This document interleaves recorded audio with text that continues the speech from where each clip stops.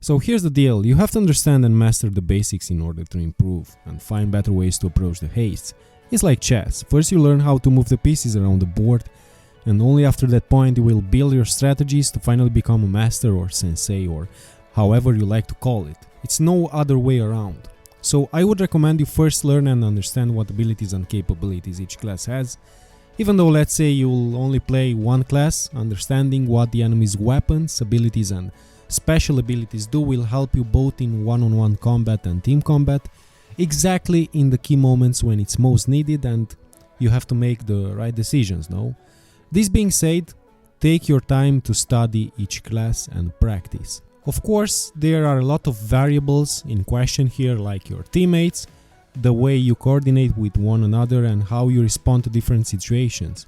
Now, because every match is different, thanks to all of the randomized elements, it's hard to create a strategy that suits any scenario.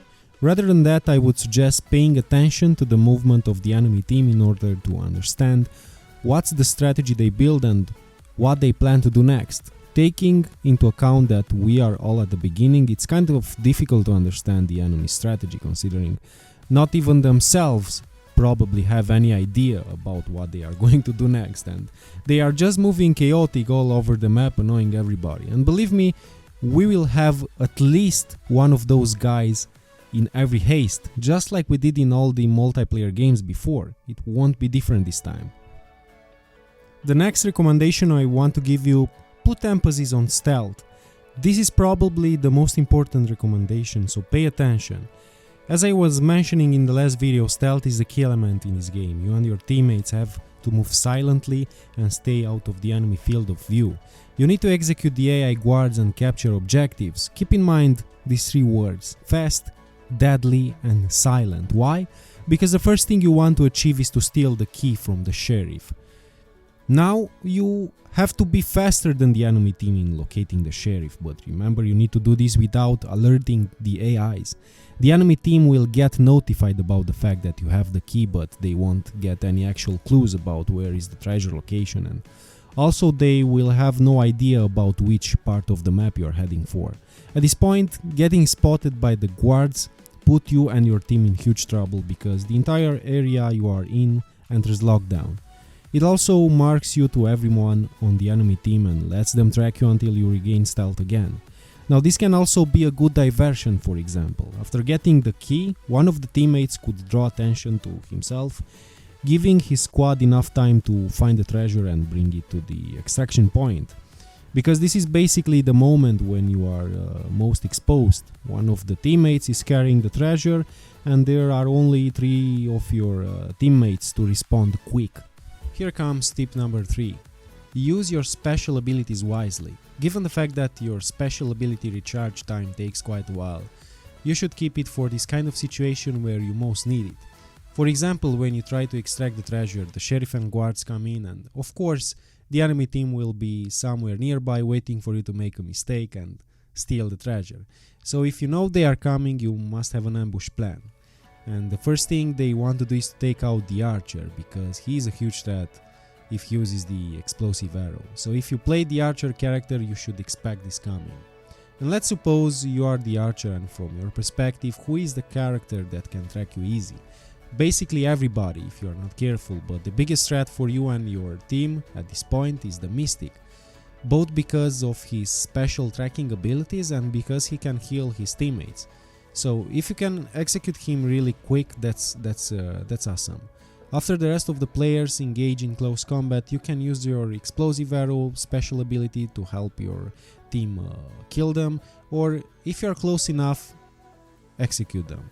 Now this is only an example because most of the times things will be much more complicated, but what I recommend doing at the extraction moment is to hide in the bushes and try to execute approaching enemy players, especially if you are a hunter. Let me show you some examples.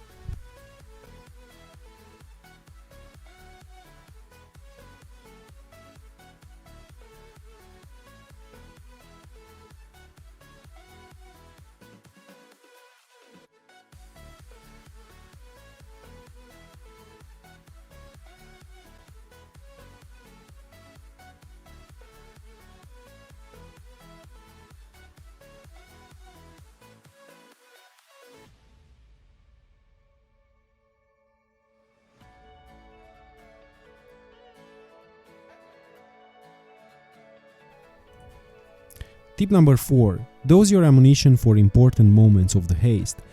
Ask yourself this: given my character skills, abilities and vulnerabilities, what is the best way to approach each situation and what is my fundamental role for the team? What's coming next? You should be able to execute most of the guards without using any ammo. So let's put things into perspective and take the archer as an example again.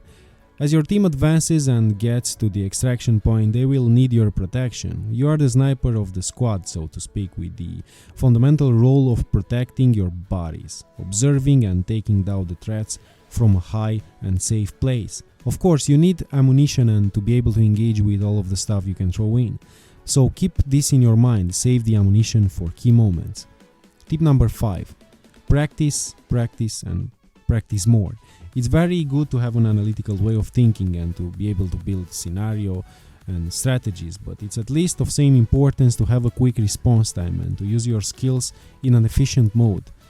That being said, take the time to practice and optimize reaction time and accuracy. This will be of great importance to you. Tip number 6. Gather grenades when you have the opportunity, and also learning and observing what each map offers you is of highly importance. These grenades will make a huge difference when engaging with the enemy team in the key moments, and also knowing where you can find bolts and arrows is of high importance. Tip number 7. Execute AIs and enemy players to recharge your special ability faster. Whenever you have the opportunity, rather than using your bolt or arrows, try executing the AIs and even the players. It's safer and you will keep your ammo for much important moments.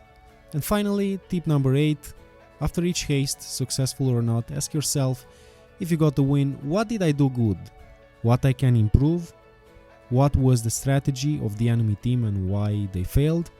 And if you got to lose, ask yourself, what did I do wrong? What I can improve? What was the strategy of the enemy team and why they succeeded? Asking yourself these fundamental questions will bring in some major improvements. Now, maybe you're asking yourself, why would I want to put so much effort into this? It's just a game after all.